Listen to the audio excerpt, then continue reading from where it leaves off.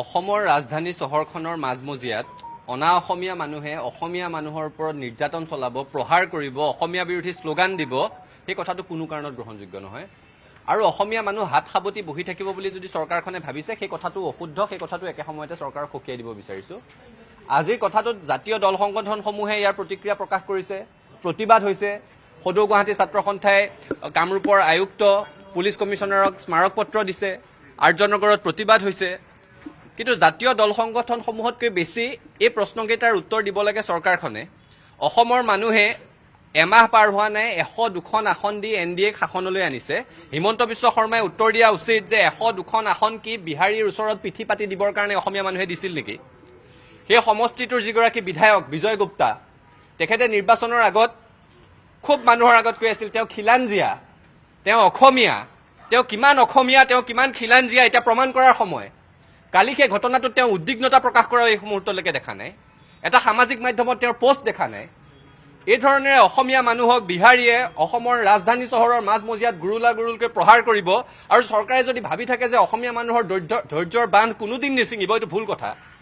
বিহুৰ সময়ৰ পৰা লক্ষ্য কৰি আছো, ইটোৰ পিছত সিটো ঘটনা। অসমীয়া যুৱতীৰ কাপোৰ ফালি দিয়া হৈছিলে ফাঁচী বজাৰৰ মাজমজিয়াত অনা অসমীয়া বেপাৰীৰ দ্বাৰা। অসমীয়া যুৱক যুৱতীক গুৰুলকৈ প্ৰহাৰ কৰা হৈছিলে বিহুৰ আগে আগে। আৰু তাৰ পাছত এই দুমাহৰ ভিতৰত তৃতীয়টো ঘটনা। অসমীয়া মানুহৰ ধৈৰ্যৰ এটা সীমা আছে, সেই কথাটো বুজি পোৱা ভাল। আৰু আপোনালোক সকলোৱে এই কথাটো জনা উচিত, অসমৰ মানুহে বুজি পায়। ইয়াৰ যদি ওলোটাটো হ'লহেঁতেন, অসমীয়া মানুহে যদি বিহাৰীক গুৰুলকৈ প্ৰহাৰ কৰিলেহেঁতেন, তেতিয়া আইন আদালতৰ দোহাই দি মুখ্যমন্ত্ৰীগৰাকী জঁপিয়াই পৰিলহেঁতেন তেওঁলোকক ডিফেণ্ড দিবৰ কাৰণে, প্ৰতিৰক্ষাৰ ব্যৱস্থা কৰিবৰ কাৰণে। তেতিয়া খুব ঘোষণা কৰিলেহেঁতেন, আইন হাতত ল'লে ঠেং ভাঙি দিম, পিঠি ফালি দিম, খুব ক'লেহেঁতেন তেতিয়া এইবোৰ কথা।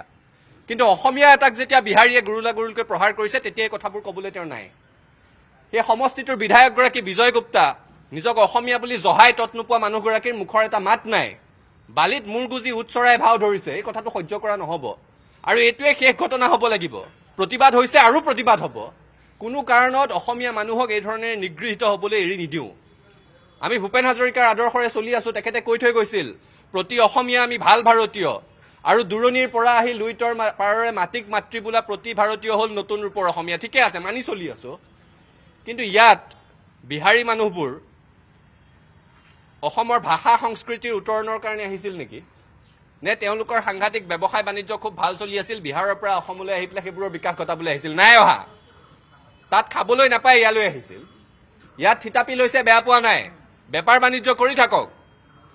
বিহাৰৰ দৰে ৰাজ্য, যিখন ৰাজ্য প্ৰসূতিৰ মৃত্যুৰ ক্ষেত্ৰত 1 নম্বৰত থাকে, দৰিদ্ৰতাৰ ক্ষেত্ৰত 1 নম্বৰত থাকে, শ্ৰমিকৰ পলায়নৰ ক্ষেত্ৰত 1 নম্বৰত থাকে, অৰ্থনৈতিক অনগ্ৰসৰতাৰ ক্ষেত্ৰত 1 নম্বৰত থাকে, তেনেকুৱা এখন শোচনীয় পুতৌজনক ৰাজ্যৰ পৰা আহি অসমত থিতাপি লৈছেহি।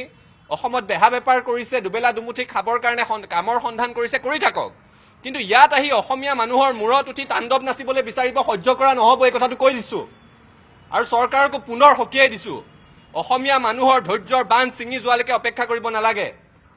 সচৰাচৰ যিকোনো ঘটনাতে ফেচবুকত সৰব হৈ যোৱা মুখ্যমন্ত্ৰী, সংবাদ মাধ্যমৰ আগত সৰব হোৱা মুখ্যমন্ত্ৰী, নিজকে অসমীয়া বুলি জহাই তত নোপোৱা সমষ্টিটোৰ বিধায়কগৰাকী এই মুহূৰ্তত মুখৰ মাত দিয়ক, অসমীয়া মানুহৰ লগত আছে বুলি প্ৰকাশ কৰক, নহ'লে অসমীয়া মানুহৰ খঙে সীমা ছিঙি যাব, এই কথাটো নিশ্চিত।